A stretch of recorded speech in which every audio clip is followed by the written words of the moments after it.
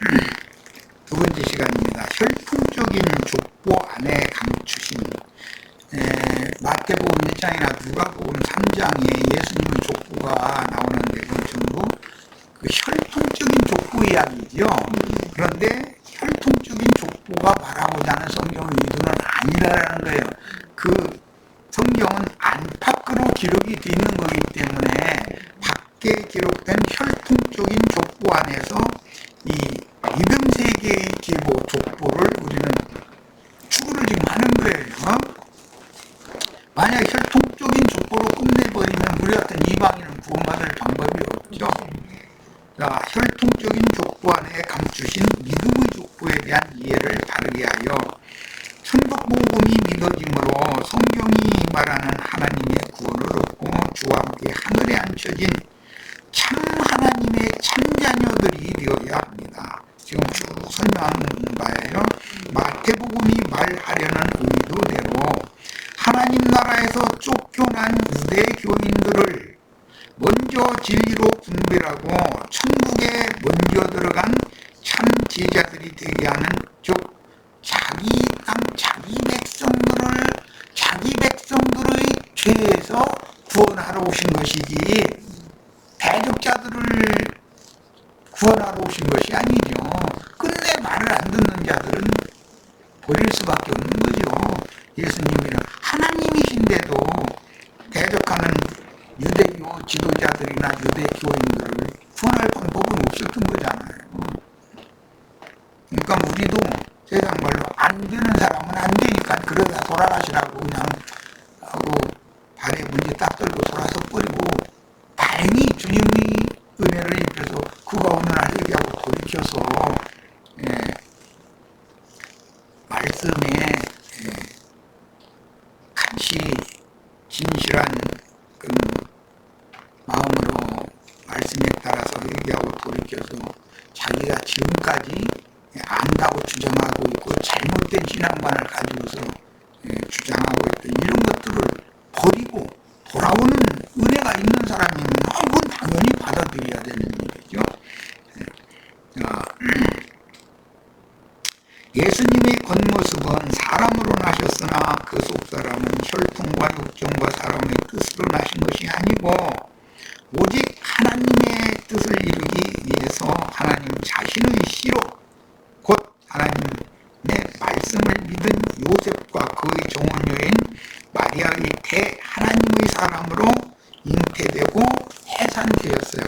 이 예수는 껍데기로 보면 똑같은 우리와 죄인인 사람이었죠. 그러나 예수님의 영과 예수님의 정신세계, 예수님의 혼은 우리와는 근본적으로 다른 분이었다라는 거예요. 이것이 비밀이죠. 하나님과 육체가 연합할 수 있다는 거, 영적 주합하여 한 영이 될 뿐 아니라 예수님의 마음과 사람의 마음이 연합하여 한 마음이 될 수 있다는 거, 이건 너무너무 비밀스러운 것이죠. 그리고 구원을 완성한 이후에는 명의 몸으로 부활하신 예수님과 똑같은 그런 모습으로 우리도 빛의 세계에 영광 중에 나타나서 영광의 새 세계를 유업으로 받는 후사가 될 수 있다. 이게 얼마나 비밀스러운 말씀이냐는 말이에요. 자, 이사야 9장 6절, 이는 한 아기가 우리에게 낳고, 이 한 아기는 인자 예수를 말하는 것이죠. 예언이니까 한 아들이라는 것은 거듭난 영을 가진 예수를 말하는 것이지, 우리 같은 육신이 아들 낳네 딸 낳네, 세상에서 아들 낳으면 근데 요즘에 아들 낳으면은 뭐한다더라, 어디 도인 양로원에 가고, 딸 낳으면 비행기 타고 외국 여행 갔다 오고 그런다더만. 그러면 또 다 딸만 나면 또 안 되지. 또 양로원에 보내지 않는 아들로 교육을 시켜야지. 아들 딸 아들 가리지 말고 주시는 자식을 나가서 교육을 잘 시켜야죠. 뭘로? 말씀으로, 진리의 말씀으로 양육해서 그 부모의 훈육에 잘 순종하는 자녀로 길러내야죠. 자기 부모가 늙었다고 힘없다고 재산 뺏으려고 양용으로 쫓아보내는 아들은 안 난 것만도 묻어지 뭐 차라리 그건 한 아들을 우리에게 주신 바 되었는데 그의 어깨에는 종사를 이었고 종사라는 것은 정치의 일을 그 어깨에 이제 하나님이 내게 하셨다 이 말은 다스리는 일이기 때문에 영 안에서 생명 안에서 빛으로 왕노로 사는 종사를 어깨에 맨 것이지 세상 세력의 신으로 종사를 돌보는 또 오늘날 세상 나라의 그 러시아가 뭐 대통령이 북한에 왔다 갔다 해서 또 그러던데 그런 사람들이 가진 종사와 성경이 예수님이 가진 종사는 완전히 다른 얘기죠. 애고의 바로나 바벨론의 느부갓네살의 종사 그 권세 가진 것과 예수님이 하나님께로부터 받은 종사는 생명 안에서 왕노로 사는 종사를 말한 거니까 이건 이해가 있어야 돼요. 그의 이름은 기묘자라 모사라 전능하신 하나님이라. 여기 전능하신이라는 이 말은 능력이 있는 그런 이제 용어인데 이것은 죄인들을 구원하는 강한 힘, 능력. 세상의 미국 대통령이라 해가지고 죄인을 구원하는 능력은 없죠. 그래서 전능하신 하나님이다라는 말은 구원하는 강한 능력을 가진 하나님이다 이거예요. 그분이 예수 그리스도다 예언이에요. 영존하시는 아버지라. 앞에는 한 아들을 주셨다 그랬는데 그 한 아들이 아버지잖아. 영존 죽음이 없는 예수님이 이제 친히 하신 말이죠. 나는 그 부활이요 그 생명이니 아르다야 네가 이것을 믿느냐. 영존하시는 아버지 자신이죠. 아버지와 사람으로 오셨던 예수는 하나였었던 것이에요. 그 다음에 평강의 왕이라 할 것입니다. 예언대로 인자 예수이며 하나님의 아들인 예수 그리스도는 여자의 씨, 여자의 후손이라고 번역했는데 사고는 씨라는 말이다. 그럼 여자가 어떻게 씨가 있는가? 이렇게 말할 수가 있겠죠. 문자대로 하자면 여자의 씨가 있음과 동시에 뱀도 씨가 있죠. 뱀의 후손이라고 하는데 그 씨라는 말이니까 실제로는 씨가 아니라 여자는 알을 낳는 거죠. 육신적으로 봐도 한 달에 한 번씩 가임기에는 양쪽에서 그 배란관을 통해서 알이 나오는 거예요. 그러면 남편을 통해서 기름 부음을 받으면 수태가 될 수가 있는 거죠. 자, 본문에서 구원하는 강한 힘을 가진 하나님이요 우리에게 주신 한 아들이 영존하는 아버지라는 말씀을 이루셨으니 우리는 예수 그리스도의 영을 부음 받아가지고 믿음으로 받아들이면 예수님의 아버지 하나님을 우리도 아버지라고 한 하나님을 한 아버지라고 부를 수가 있게 되는 거예요. 그 그리스도 즉 구원자인 아들과 아버지의 영은 하나입니다. 그러므로 그리스도라 칭하는 예수의 겉모양은 인자요. 그래서 예수님이 자신을 나는 하나님의 아들이라고도 말씀하셨지만 나는 인자다 자꾸 난 사람의 아들이다. 그러니까 하나님의 아들도 되고 사람의 아들도 되는 그런 기묘하신 분이었던 거죠.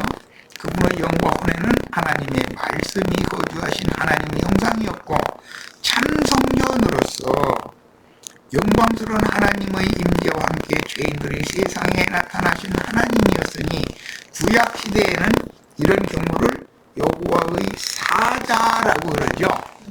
이제 다른 번역에도 천사라고도 번역하는데 야곱이 어떤 사람과 씨름을 했죠.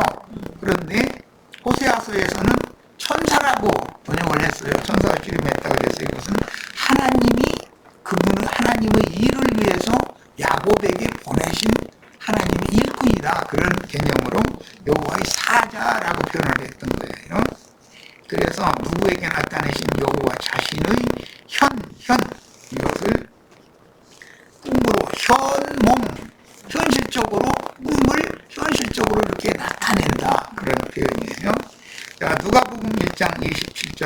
7절 다윗의 자손 요셉이라는 사람과 약혼한 처녀에게 이르니 누구죠? 천사가 이르렀죠. 그 처녀 이름은 마리아라. 그에게 들어가 이르되 은혜를 받은 자여 평안할지어다. 이 셈족의 셈에서 나오는 이 은혜를 받은 자라는 말은 지구하신 신이, 지구하신 왕이 아주 낮고 천한 천민 어떤 여자와 동침하는 이야기를 은혜를 받았다 이렇게 말하는 거예요. 이것의 실제 상황은 룻이라는 여자가, 이방 여자가 보아스의 이불이라고 그랬는데 그건 이제 겉옷이라는 개념이에요. 이게 겉옷과 이불은 같은 개념인데 그 보아스의 겉옷자락 안으로 들어가서 당신의 시녀 루시온이 당신의 옷자락으로 원하는 이제 겉옷이고 이불이라는 말이에요. 시녀를 덮어주소서 그랬는데 그게 은혜를 나에게 주세요 그 말이란 말이에요. 이게 셈족의 언어 개념을 이해를 해야 돼요. 주께서 너와 함께 하시도다 하니 처녀가 이 말을 듣고 놀랐다.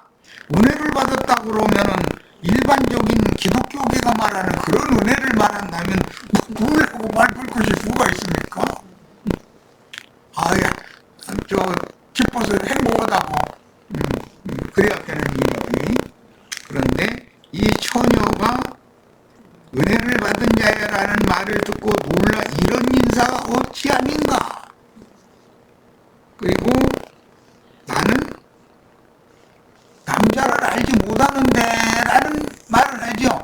그 말은 은혜를 받았다는 말은 남자와 동침한다는 말과 같은 뜻이다. 그런데 이런 천민끼리 동침하는 얘기가 아니고 지구하신 왕과 천민이 동침을 하는 관계를 은혜를 받았다 이렇게 말을 하는 거예요. 그 다음에 여기에서 이제 이 처녀가 그 말을 듣고 그랬는데 이 처녀는 파르데노스 지난 시간에 잠깐 이제 소개를 했는데 이 처녀는 순결을 지킨 남자도 포함되는 용어다. 그러니까 이거 히브리어에서 오는 말인데 이런 용어는 세상의 관념으로 해석하면 안 맞는 거죠. 그러니까 그래서 처녀 이스라엘 속에는 무신적으로는 이건 남자도 다 포함되는 거죠. 천사가 이르되 마리아여 무서워 말라. 네가 하나님께 은혜를 입었느니라. 하나님께 은혜를 입었다는 건 왕중의 왕과 네가 동침을 했느니라 라는 말이고 이 말은 하나님의 신이 네 영에 임했다 그런 말과 같은 뜻이에요.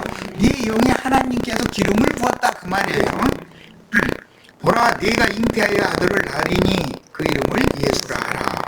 그가 큰 자가 되고 지극히 높으신 이의 아들이라 일컬어질 것이요 주 하나님께서 그 조상 다윗의 왕위를 그에게 주시니 영원히 야곱의 집을 왕으로 다스릴 것이며 그 나라가 무궁하리라. 이 말은 이것은 처녀 수태고지라고 흔히들 신학적으로 그렇게 말하는데 이런 말씀이 믿어졌다는 거예요. 마리아가 믿어져야만 수태가 가능한 거죠. 자, 마리아가 전사에게 말하되 나는 남자를 알지 못하니 어찌 이런 일이 있으리까. 아직 마리아는 처녀가 잉태한다라는 이 말이 이해가 안 된 거죠 지금. 그런데 이제 우리는 처녀 잉태라는 말을 이해를 하는 것은 마귀에게 더럽힘 받은 그 마음, 영을 살려주고 물단은 정결케 하고 용서를 해줬다 이 말이에요. 예를 받아주셨다 이 말이고 그 다음에 진리의 말씀실을 가르치는 종을 보내서 말씀을 전하게 했을 때 하고 받아들여지게 됐다 그 말이에요. 천사가 대답하여 이르되 성령이 네게 임하시고 지극히 높으신 이의 능력이 너를 덮으시니 여기 이사야 9장 6절 아까 전능하신 하나님 이 말은 능력이라는 뜻이다. 능력. 그런데 이 능력이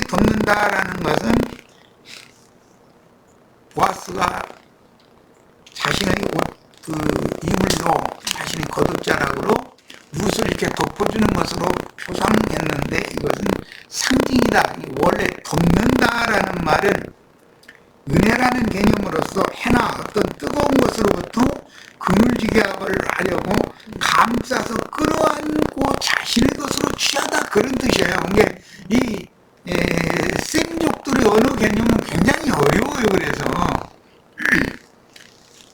보아스가 룻에게 자기의 겉옷자락으로 룻을 그 밤에 덮어줬다는 것은 감싸서 끌어안고 자신의 것으로 취하였다, 그런 뜻이에요. 그래가지고 아들을 낳지 오벳이라고 하는 그런 일이 지금 마리아에게 일어나고 있는 거다, 이런 말이야. 자, 룻기 3장 7절로 9절.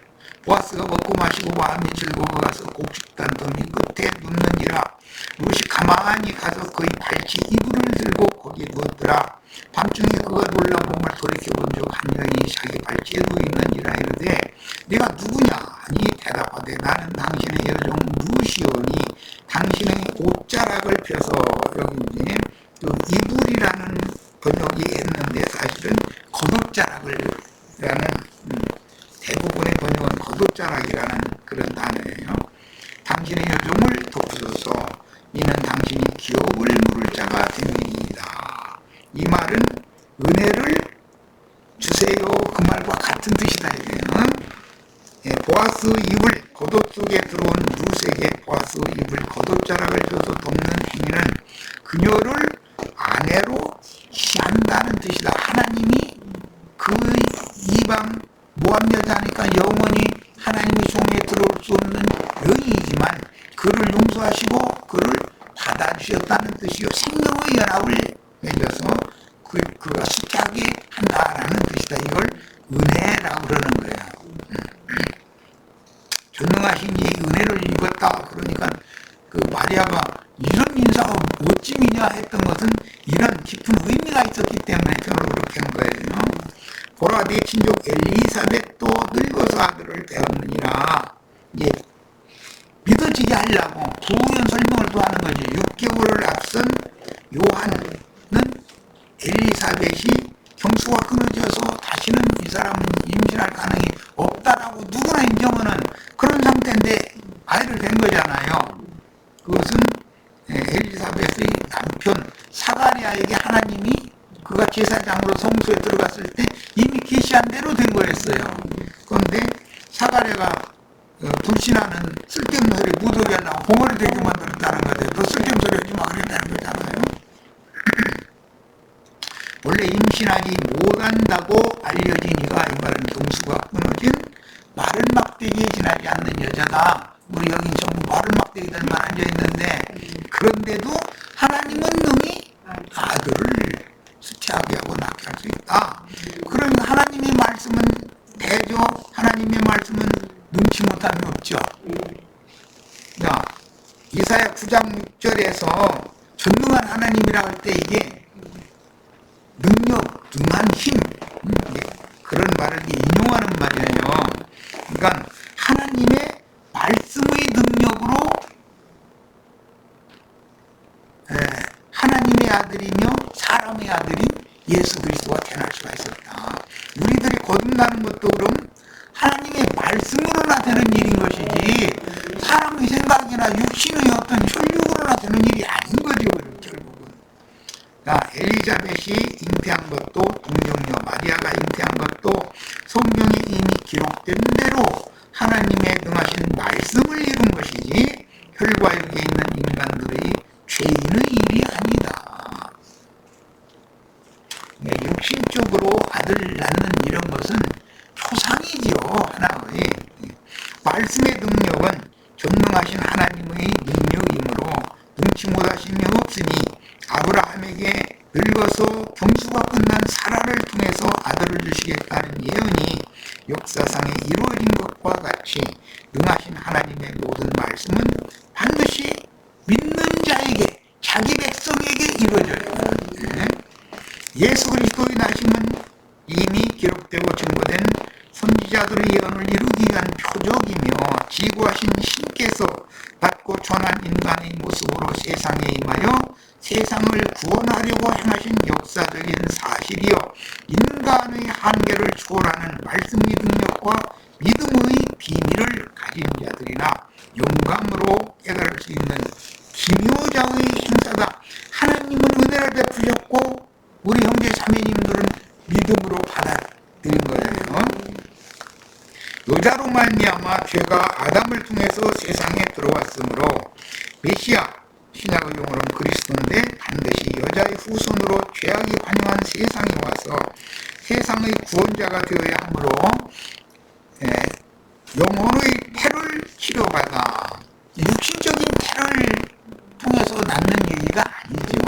정결한 처녀와 같이 깨끗한 마음, 정결한 영혼 상태로 고침을 받아야 된다. 그건 뭐죠?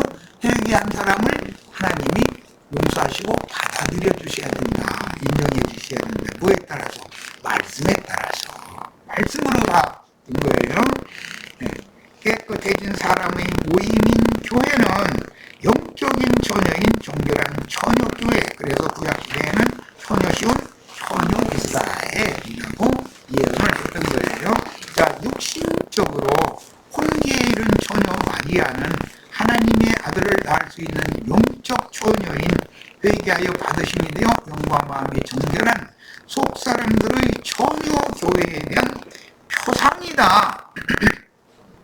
처녀 마리아는 로마교가 동상 세워놓고 마리아 앞에 가서 빌고 마리아 상 앞에 가서 빌고 그런 의미가 아니고 이것은 회개하고 돌이켜서 하나님의 용서를 받은 뭐에 따라서 말씀대로 말세는 내 신을 육체에게 부어줄 건데 부어주기 전에 새 법을 그 마음에 기록하고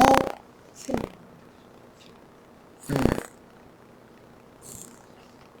새 법이 기록되어졌고 그렇게 기록을 받은 사람의 지난 모든 죄는 다시는 기억도 하지 않겠다고 하는 말씀이 응해야 되는 거예요.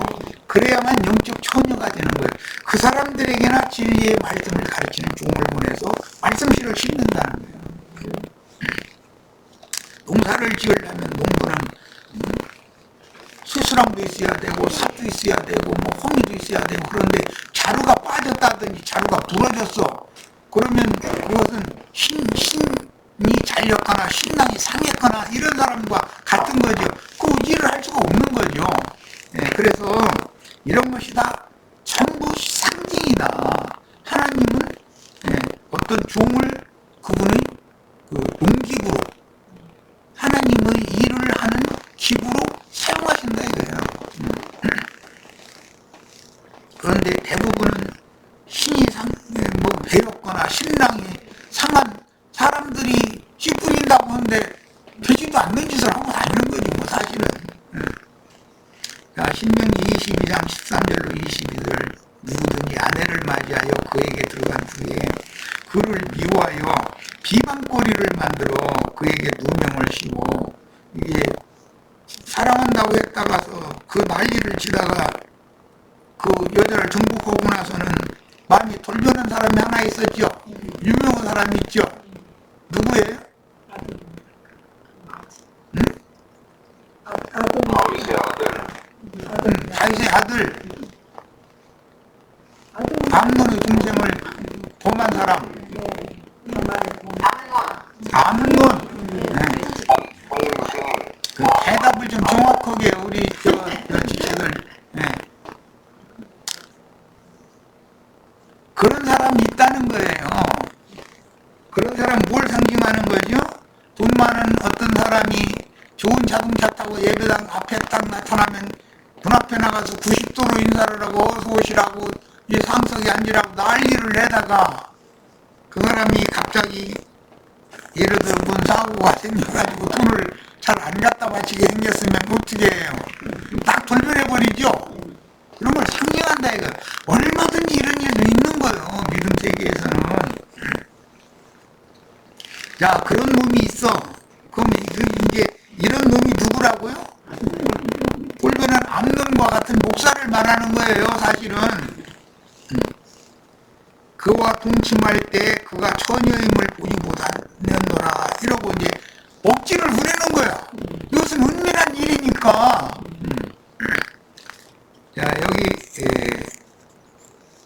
그 처녀임을 보지 못하였노라라는 이 처녀에 관한 용어가 거의 이제 한 3가지 정도가 나오는데, 나아르라는 이 용어가 있고, 이것은 또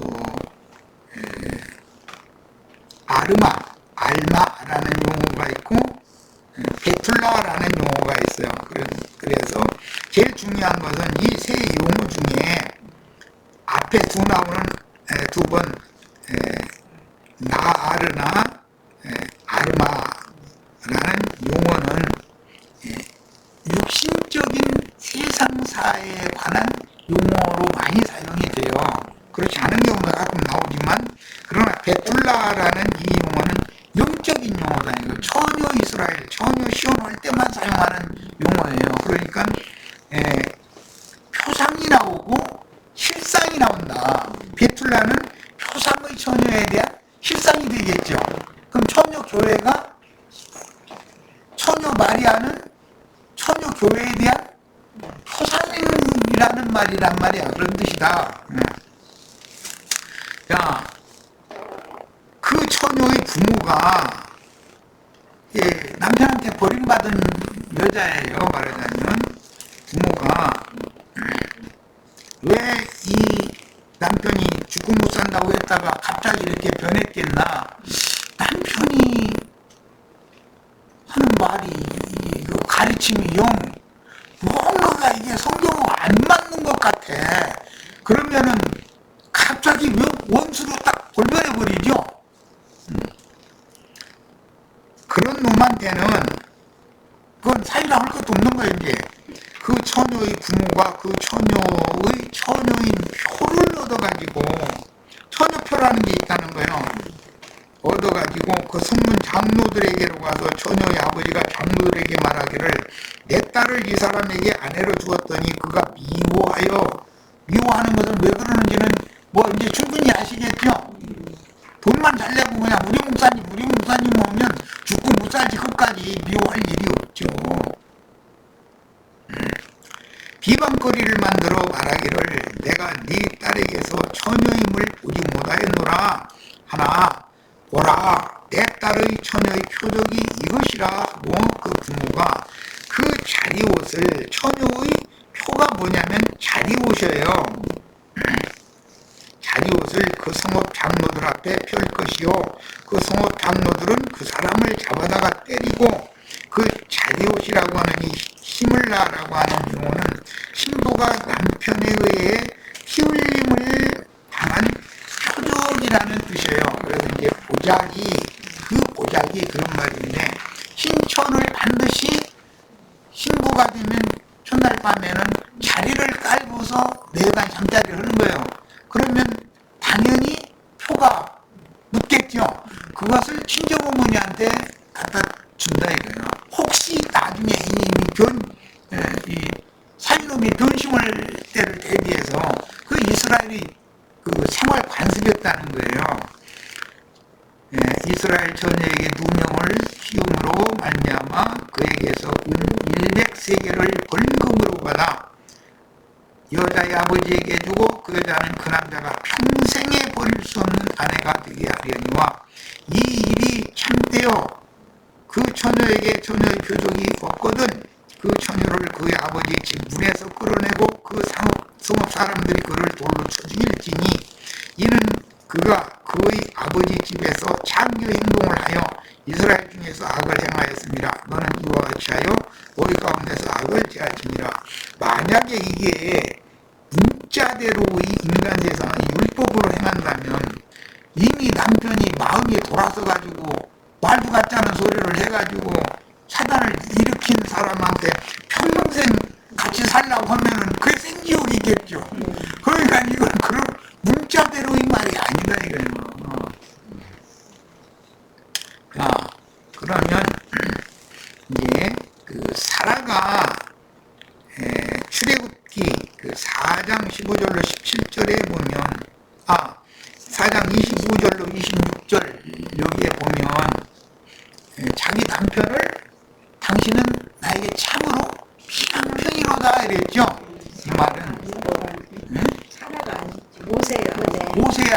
시뿌라, 사라라고 그랬나 내가? 네. 시뿌라가 모세에게 자기 이제 남편에게 처녀 총각이 생명연합을 맺었다라는 그런 뜻을 설명을 할 때 당신은 나에게 참으로 피남편이다. 그런데 이건 할례에 관한 말씀이다 라고 그랬죠. 그러니까 여자가 할례를 받는 것은 남편에 의해서 그렇게 받는 것이다. 이것은 다 상징적인 표현들이라는 거예요. 남자야 뭐 표 빼내면 피를 흘리니까 피 흘린 표시가 있지만 여자는 어떻게 피를 흘린 표시를 가져야 되느냐. 믿는 성도들도 당연히 마음에 향한 할례의 표를 다 갖고 있어야 된다는 거예요. 자, 율법에서 처녀의 표적을 보지 못했다는 뜻은 처녀를 아내로 취한 남편이 나는 그녀의 피 흘린 남편이 된 적이 없다고 주장하는 경우로서 이것은 진실하게 회개하고 믿은 성도를 음녀의 그 남편 일곱 머리들 땅의 짐승들이라 그랬는데 그들은 오히려 누명을 씌울 수가 있다는 것이죠. 왜냐하면 이 처녀가 잉태하여 아들을 낳는 도라든지 이 생명의 도에 관하여 본인이 전혀 모르기 때문에 이렇게 억지를 쓰면 될 줄 알지만 이제 아버지라는 거 하나님을 말하는 것으로서 하나님 앞에서 벌금 받고 매 맞을 짓 하는 거예요. 벌금 내고 매 맞는 형벌이라는 것은 신약에서는 바깥 어둠에 쫓겨나서 슬피 울며 이를 갈게 될 거다. 이제 그런 말씀도 있죠. 자, 이스라엘은 처녀성을 매우 강조하면서도 그 증거는 반드시 남편이 신부의 태에서 피를 흘린 참 남편이라는 사실을 부인하는 경우를 대비하여 처음 동침할 때 잠자리에 깔았다가 흘린 피를 묻힌 신천을 친정 부모에게 보관했다가 표적으로 삼는 것이 관리했다. 여기 나오는 신천이라는 것은 형제 자매님들이 마음이 정결케 되었다는 증거품이다 이거야. 이제 그 증거품을 요구한 유다의 며느리 다말야기가 나오죠. 이런 놈한테는 나중에 증거품 딱 갖다 쓰게 이게 누구 거냐 이러면 되죠. 그런 실제적인 생명의 구속관계를 설명할 때 이렇게 비유적으로 설명을 한다. 만약에 문자대로 그렇다면 그런 놈하고 평생 버릴 수 없는 아내가 되게 하려니와 그러면 아니 그러면 어떻게 살아? 당장 그만둬야지. 이런 경우는 만약에 평생 버릴 수 없는 아내가 되게 하려면 그 남편 자체가 자기 그 아내처럼 그도 회개하고 돌이켜서 하나님 앞에서 그런 범죄, 이런 아내에게 누명을 씌운 죄, 또 종교 지도자로서 엉뚱한 짓을 한 그런 죄를 회개하고 돌이켜서 하나님 앞에 용서받은 분명한 표시가 있어야 된다. 그 마음에 할례표가 있어야 돼. 그러면 영원히 그 부부로 해로학을 할 수가 있죠. 그래서 이스라엘은 처녀성을 매우 강조하면서도 그 증거는 반드시 남편이 신부의 태에서 흘린 피를 흘린 참 남편이라는 사실을 부인하는 경우를 대비하여 처음 동침할 때 자리에 깔았다가 흘린 피 묻힌 신천, 이거 굉장히 중요한 말이에요. 피 묻힌 신천이라는 것은 예수의 핏부림을 받은 형제 자매들의 영혼을 상징하는 거예요. 이것을 증거품으로 딱 내놓으면은, 그러니까 나는 이렇게 구속받고 이렇게 거듭났다라는 것을 증거할 수 있어야 된다는 거예요.